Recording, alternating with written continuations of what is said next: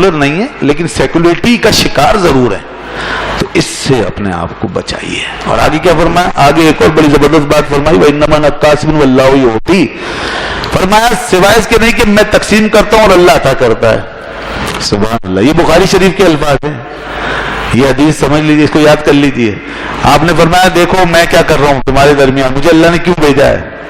لوگ کہتے ہیں صرف حضور صلی اللہ علیہ وسلم یہی بس نماز روزے کی تعلیم دینے آئے تھے، چلے گئے، کام ختم ہو گیا۔ ارے جناب، آپ نے ان کا منصب ہی نہیں سمجھا، آپ نے ان کا مقام ہی نہیں سمجھا۔ ایک صاحب نے تو اپنی کتاب میں لکھ دیا، ان کی مثال ایسی جیسے کوئی سفیر قاصد آتا ہے، جیسے کوئی ڈاک لاتا ہے، پیغام لاتا ہے اور دیتا ہے، چلا جاتا ہے، باقی ہمارا تعلق پیغام سے اور لانے والے سے کیا تعلق؟ یہ نعوذ باللہ من ذالک، ایسے ایسے خیالات۔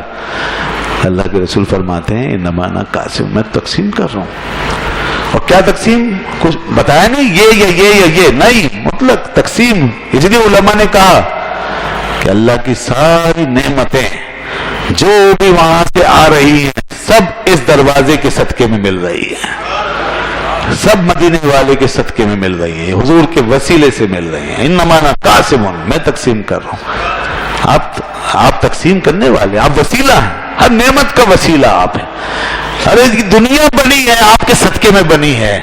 حدیثیں ہیں، حدیثیں موجود ہیں جن کو روایت کیا گیا مختلف الفاظ میں، میں حوالہ بھی نہیں دیتا، پھر کوئی کسی موقع پہ سارے حوالے دوں گا۔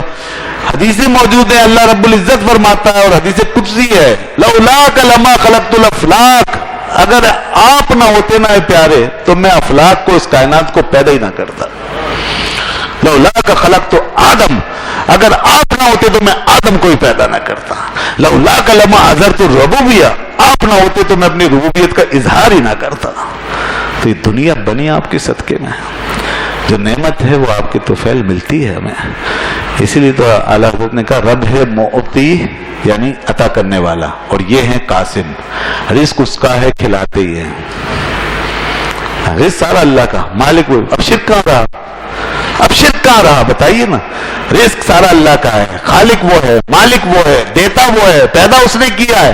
حضور کے تو ہاتھ سے جا رہا ہے۔ اللہ نے اپنے محبوب کو اشان دی ہے کہ اے پیارے تیرے ہاتھ سے جائے نا، یہاں بھی اور قیامت کے دن بھی جس کو جنت میں ڈالے گا حضور کی چادر شفاعت کے نیچے سے گزارے گا۔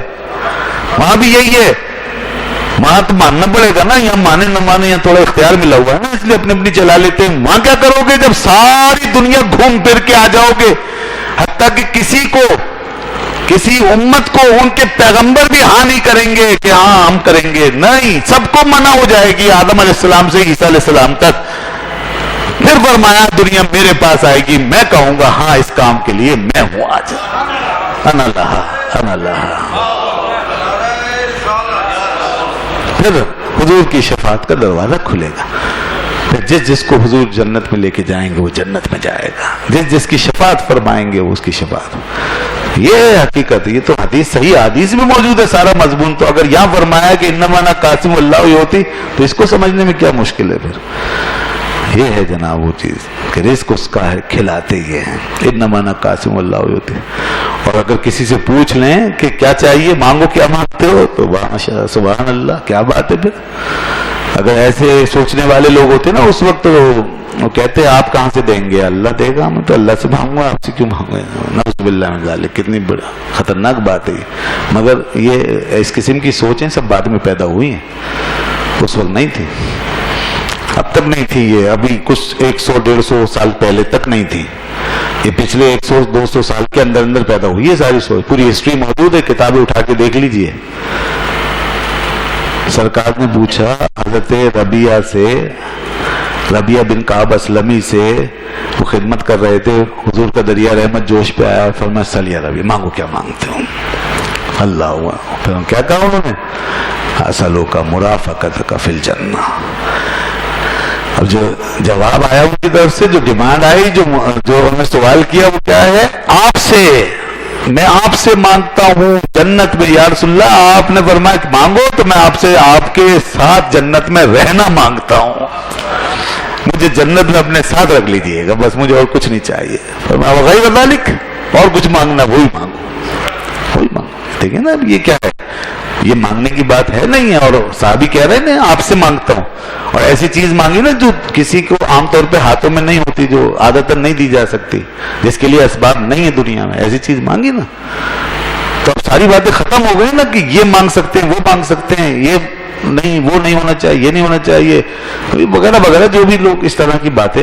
آپ اللہ کے محبوب ہیں, اللہ کے محبوب ہیں, اور ہمارا یقین ہے جس کے لیے ہاتھ اٹھا دیتے ہیں اللہ کو دعا ضرور قبول فرما لیتا ہے, اللہ قبول فرما لیتا ہے, کیونکہ محبوبیت ہے یہ ان کا. تو بڑا مقام ہے, بخاری شریف میں حدیث آئے گی ان کی امت کے غلاموں میں ایسے غلام موجود ہیں ان کے جن کے لیے حدیث قدسی ہے, اللہ تعالیٰ فرماتا ہے کہ وَلَئِنْ سَأَلَنِي لَأُعْطِيَنَّهُمْ وَلَئِنِ اسْتَعَاذَنِي لَأُعِيذَنَّهُمْ, کہ یہ میرا بندہ اگر مجھ سے سوال کر لے تو ضرور ضرور دیتا ہوں, اور اگر مجھ سے پناہ مانگے تو ضرور ضرور دیتا ہوں. تاکید سے کہا اس نے, یہ غلاموں کی یہ شان ہے. آقا کی کیا بات ہو, عنایت کا صحرا, اجابت کا جوڑا, دلہن بن کے نکلی دعائے محمد.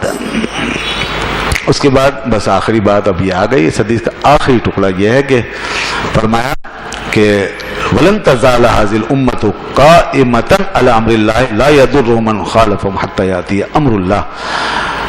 اس امت کا ایک گروہ ہمیشہ اللہ کے حکم پر قائم رہے گا, ان کو کوئی نقصان نہیں پہنچا سکتا, جو مخالفت کرے گا اس کا کچھ نہیں بگاڑے گا, یہاں تک کہ اللہ کا امر یعنی قیامت آ جائے گی. ایک گروہ اس امت کا ہمیشہ ہدایت پہ رہے گا, مایوس ہونے کی ضرورت نہیں ہے. وہ اہل حق ہیں, موجود ہیں, وہ جو قرآن و حدیث کی روشنی میں بات کریں, اور وہ جن کا سلسلہ یوں اوپر تک جوڑتا چلا جائے گا, بس تسلسل. وہ 1000-1500 سال کی تاریخ جو ہے نا وہ اس کی کڑی بنیں گے. تو یہ وہ سلسلہ رہے گا, ایسے علماء رہیں گے, ایسے لوگ رہیں گے جو قیامت